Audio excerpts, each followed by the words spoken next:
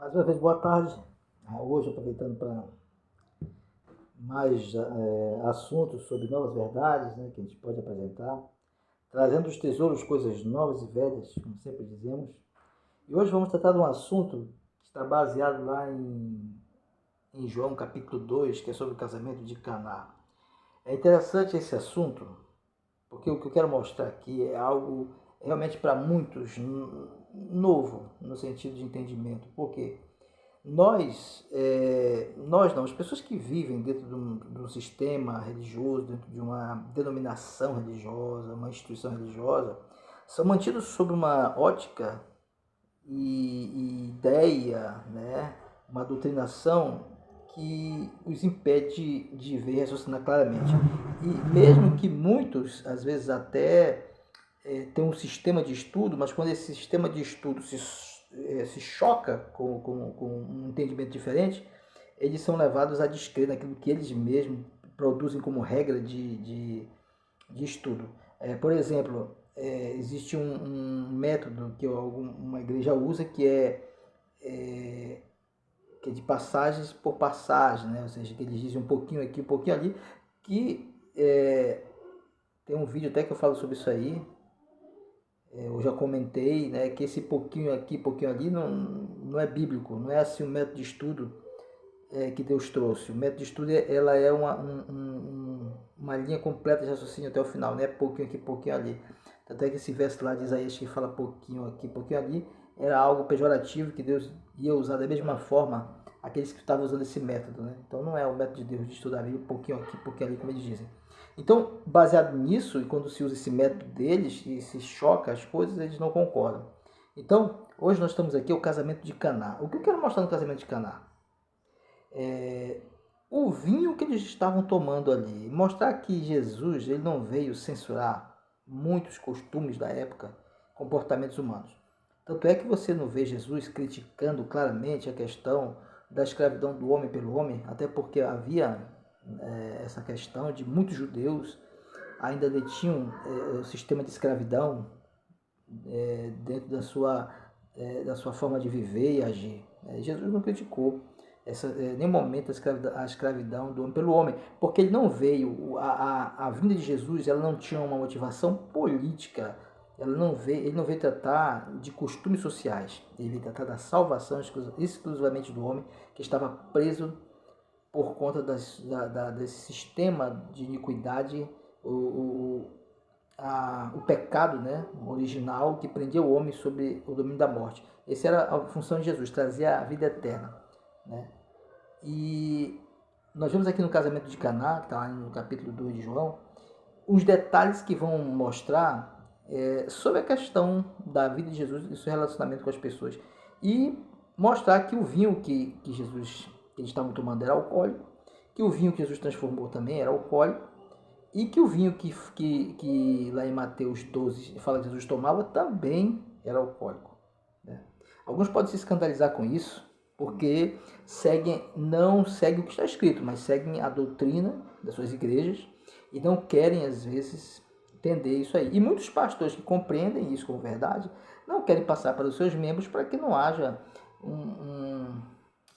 uma desregra, né? Porque muitos, na verdade, não estão preparados para algumas verdades. Né? Alguns podem até aprender hoje isso aqui e tender para um rumo errado de vida, um rumo errado entre aspas, né? Ou seja, tender para algo que possa prejudicar fisicamente e atrapalhar seu relacionamento. Como nós demos no exemplo do vídeo anterior sobre Sansão, né? Sansão não se perdeu porque ficou com prostitutas, não foi esse pecado que levou Sansão à morte. Né? O pecado dele foi entregar o tesouro dele, a fidelidade dele a Deus para aquela mulher. É isso que levou ele a perder a glória que ele tinha ali. Não sua salvação, né? Ele anda para a galeria da fé. Mas vamos ver o que está escrito aqui no capítulo 2 de João, que diz o seguinte, o casamento de Caná. Quando o mestre Sala, falando já do mestre Sala, né? Eu vou já entrar vamos desde o começo aqui, né? Ele fala, tendo acabado o vinho, a mãe de Jesus falou sobre eles trazerem vinho, versículo 3. Jesus manda trazer, aí fala do jarro de pedra, aí vamos logo para o que interessa, que é o verso 9, que diz o seguinte. Quando o mestre Sala provou a água transformada em vinho, não sabendo de onde viera, embora soubesse os serviçais que tiraram a água, chamou o noivo. Ele disse: todo homem serve o primeiro o bom vinho, e depois os convidados já beberam bastante. O vinho inferior e é servido. Tu, entretanto, guardas o bom vinho até agora. Primeiro, vamos raciocinar uma coisa. Esse mestre Sala já era um homem experiente de festas de casamento, né? Isso indica nas palavras dele quando ele fala: as pessoas têm o costume de fazer isso e tal, né? Então ele já tinha o conhecimento, já não era a primeira vez que ele fazia um casamento. E uma pergunta que se torna interessante. Ele fala assim: quando as pessoas já beberam o suficiente, o bastante, aí você oferece o vinho inferior, né? O que está aqui no versículo 10, né? Que ele fala: convidados já beberam bastante o vinho inferior, é servido o inferior. Como é que uma pessoa não vai perceber a diferença, estando sem o efeito do álcool, a diferença de um vinho bom para um vinho ruim, né? Somente esse beber bastante, e isso aí qualquer leigo vai entender, que ele está dizendo que quando as pessoas bebem bastante, ela não faz mais diferença, não conseguia mais perceber a diferença, né? Por causa da embriaguez que o vinho causava. Então, ele fala isso para o noivo, né? Ele contando os relatos da experiência dele, mostrando que, olha, nos casamentos as pessoas fazem assim, quando as pessoas bebem bastante, aí a pessoa dá o vinho inferior, mas tu fizeste o contrário. E ele fala, e dá o bom vinho para o final, para o começo, né? E o vinho inferior depois. Aí a pergunta é o seguinte: mas qual era o conceito de vinho bom para aquele povo ali? Qual era o conceito? O próprio Jesus diz qual era o conceito de vinho bom, né, para aquelas pessoas. Está lá no versículo em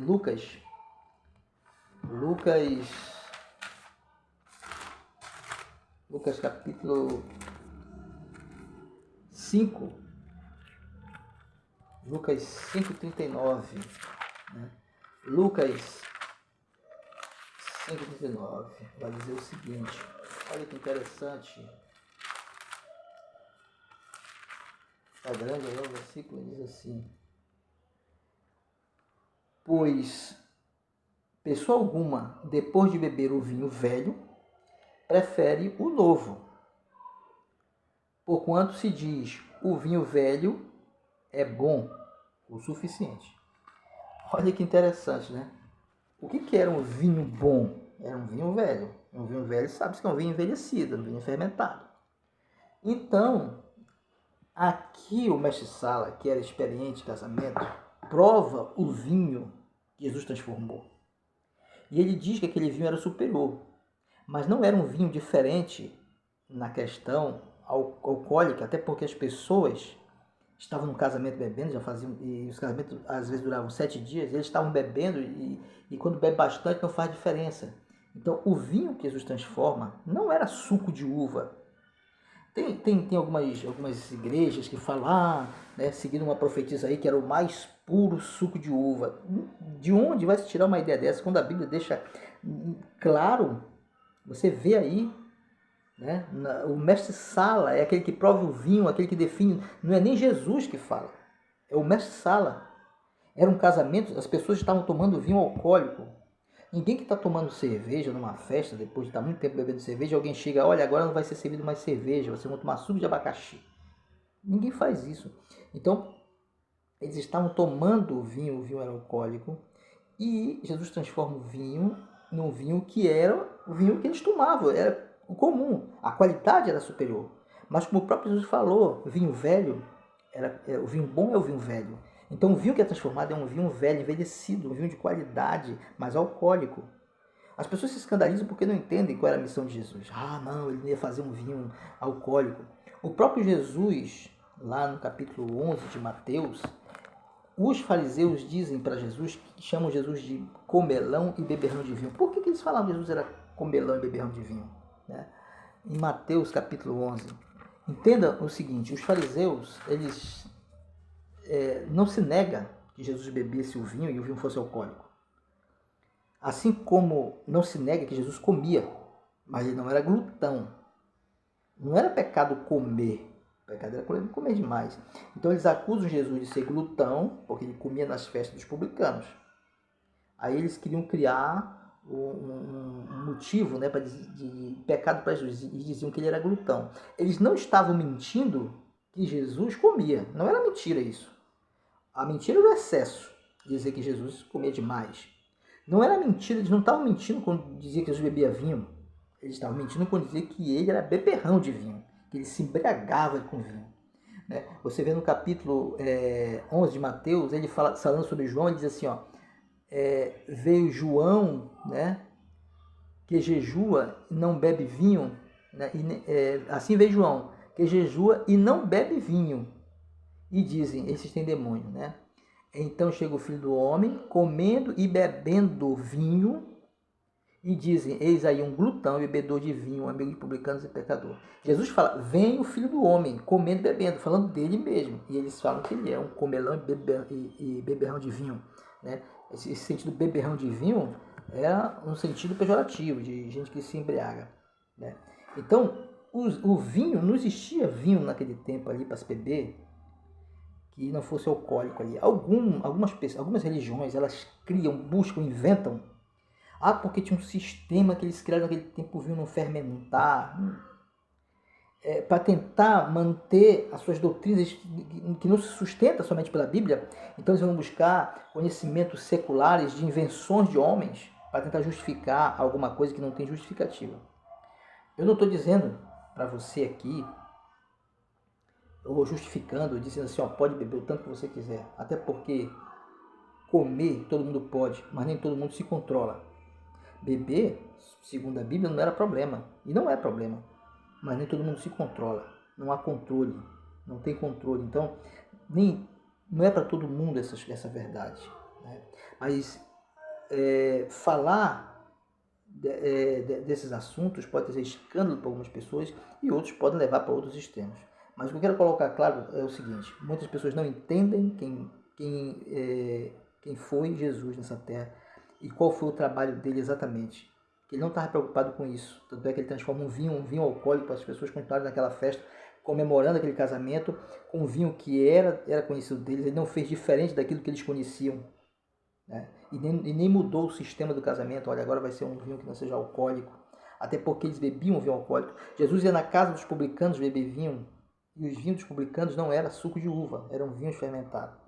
O casamento não era suco de uva, era vinho fermentado. O próprio mestre Sala fala disso, quando ele fala dessa questão do vinho inferior e o superior. Então, há coisas na Bíblia que você precisa entender com profundidade para entender a sua própria situação espiritual. E cuidado com esses mestres que enchem a vida de tradições de homens, que fazem da suposta santidade motivo de classificação humana, de quem é santo é mais santo do que esse, que é aquele outro. Sansão se salvou e andava com prostitutas. Não estou dizendo que é certo andar com prostituta, estou mostrando que Deus não julga como eles julgam. Né? Então, muitas pessoas às vezes estão perdendo o caminho do céu porque esses homens que se fazem de santos, né, aos seus próprios olhos, fecham as portas do céu por conta dos seus comportamentos. A graça de Cristo, como ele falou para Paulo, é suficiente. Que Deus te abençoe. Até a próxima, se Deus quiser.